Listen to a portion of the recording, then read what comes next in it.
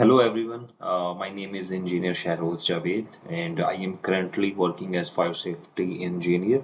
My professional experience includes fire protection system design review, fire alarm system uh, inspection, testing and commissioning activities, compliance assessments and implementation of NFPA standards within industrial and commercial occupancies. So today I will be presenting a section from NFPA 72 National, which is National Fire Alarm and Signaling Code 2025 edition, specifically focusing on the general requirements for inspection, testing, maintenance, impairments, deficiencies, responsibilities, and personnel qualifications. So as fire safety professionals, we often focus heavily on system design and installation. However, even the best designed fire alarm system will eventually fail if it is not properly inspected, tested, and maintained. So, Chapter 14 of NFPA 72 addresses exactly that concern by ensuring that systems remain reliable throughout their service life.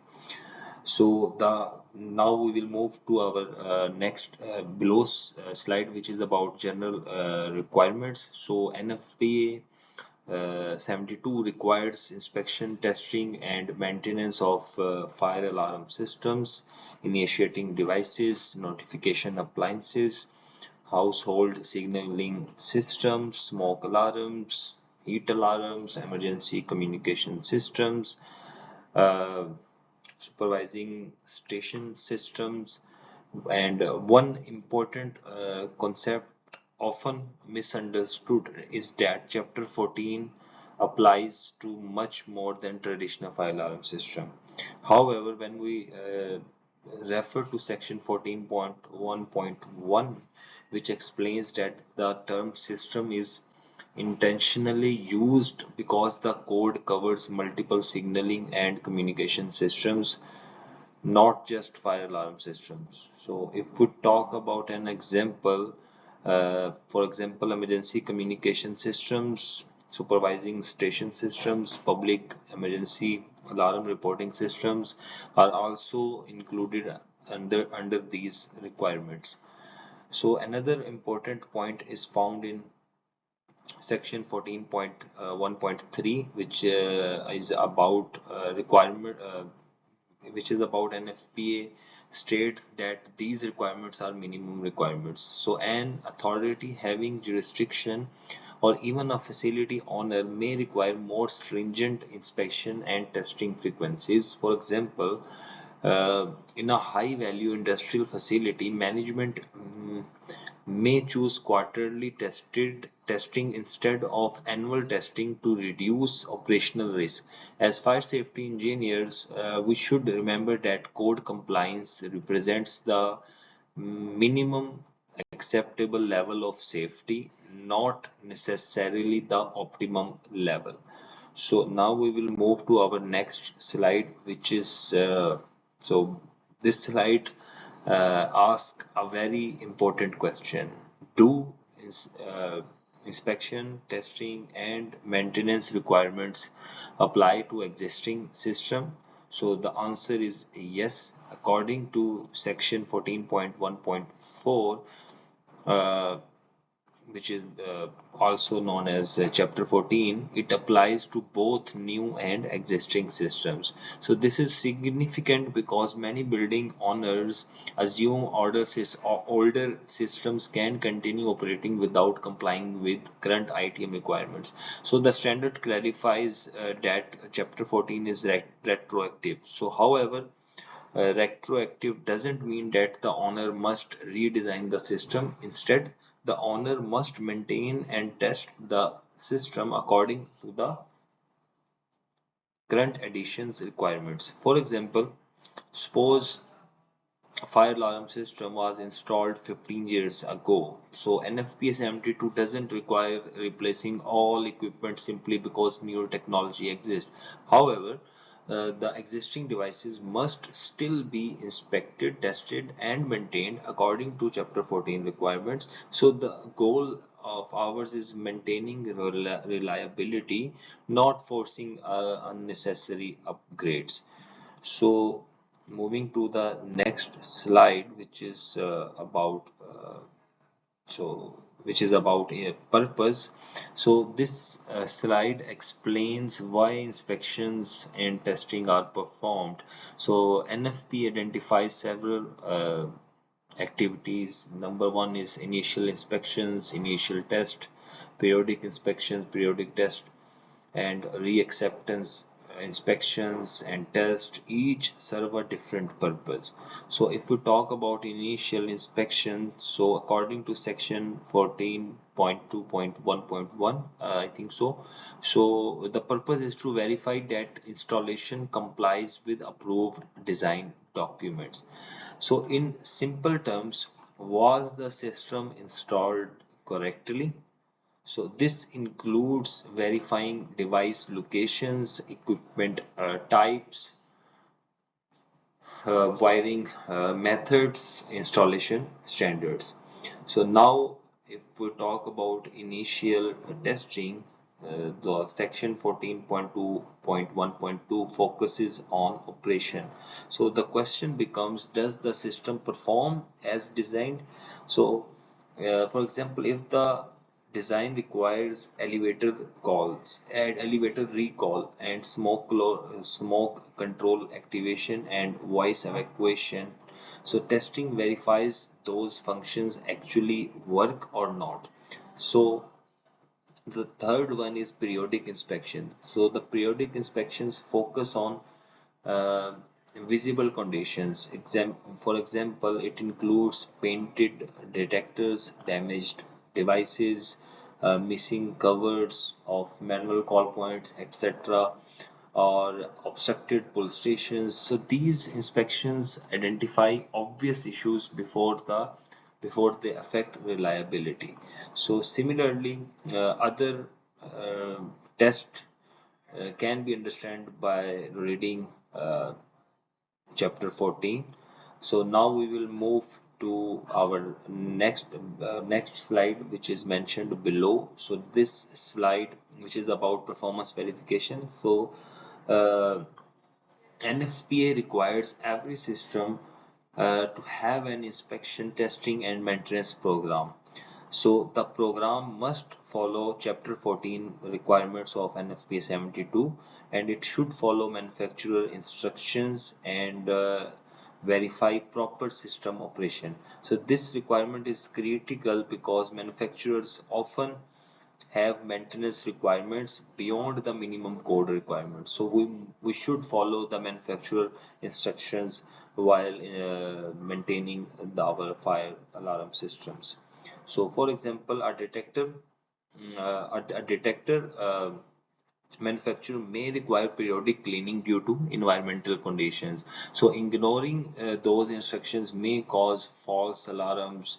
It may cause reduced sensitivity, and it also cause failure to detect fire. So as fire safety engineers, we should always verify compliance with both. And number one is NFPA requirement, and the second one is manufacturer requirements. Now we will move to our next slide, which is about system deficiencies and impairments, and it is the most important concept in chapter 14. So many people use these terms interchangeably, but NFPA clearly distinguishes them. So the deficiency is basically a condition that affects reliability or service. For example, dead batteries, damaged detectors, missing horn, faulted circuit. So the system may still function, but performance is reduced. And if we talk about impairment, an impairment is more serious. An impairment occurs when a system component or function becomes inoperable. For example, it includes entire notification circuit disabled, It also includes fire alarm panel out of service. It may be due to multiple detectors removed. It also due to monitoring connection lost. So if we talk about a practical example to better understand this concept, so if one smoke detector is missing in a large area, this is generally a deficiency. And if several detectors are missing or the only detector protecting or that area is removed, it becomes an impairment. So understanding this distinction is extremely important because different administrative actions are required for these deficiencies and impairments in system. So now we will move to our below slide, which is uh, about impairment management. So under section 10.21, when a system becomes impaired, our first requirement that the owner or designated representative must be notified. The second one is records of impairment must be maintained for 1 year. And the third one is if the system remains out of service for more than 8 hours, the AHJ must be notified. And the fourth one is mitigating measures may be required, for example, fire watch, increased patrols, temporary protection systems, and the last one is when the impairment ends, both the owner and AHJ must be informed. So this process ensures that impaired sex systems do not remain forgotten or unaddressed. So in my professional experience, one of the most common findings during facility assessments is long-standing fire alarm impairments without formal documentation or notification procedures. So NFPA 72 specifically addresses this issue through section 10.21. So now we will move to our next slide, which is about which is also about deficiency management. So for deficiencies, NFPA 72 requires correction. If a deficiency cannot be corrected immediately, the owner must receive written notification within 24 hours. For example, it must include failed water. It may include failed water flow switch detector fault, damaged notification appliances. So the purpose is ensuring that deficiencies are formally tracked and repaired rather than ignored. So the code also addresses product recalls. If inspection personnel discover discover that equipment is subject to a manufacturer recall, the owner must be informed in writing. So this requirement recognizes that some defects originates from manufacturing issues rather than field installation problems. So moving to our below slide. So as per NFPA 72, observation is suggested correction, improvement, or enhancement to the fire alarm or signaling system that is not considered to be an impairment or deficiency. It is worth mentioning that system owner is not required to address observations. This is a very important concept. So now we will move to our next slide, which is the final one, and it is about responsibility for ITM. So who is responsible for ITM? So NFPA identifies that property owner, building owner, system owner, the designated representative, so these all are the responsible person, and ultimately responsibilities rest with the ownership. So many owners outsource maintenance activities. However, responsibility cannot be outsourced. So the owner remains accountable for ensuring that ITM documentation and corrective actions are completed and their record is available with them. So this is a key concept that every AHJ and fire safety engineer should understand. So now we will move to our final slide, which is about personnel qualification. So this slide focuses on the qualification which should be required for conducting ITM of fire alarm systems. So NFPA 72 recognizes that fire alarm systems are increasingly sophisticated. So therefore, personnel must be qualified enough according to their responsibilities. So the code identifies that the system designers, installers, inspectors, testers, service personnel, programmers, plan examiners, uh, supervising station operators, and others. So must be qualified enough, and they must be qualified and have their state licensing, their profession. They must have their professional registration, the NICET certification, NICET certification. They should have NICET certification with them. They should have manufacturer certification and other AHJ approved credentials. Also, they should also contain where required by AHJ.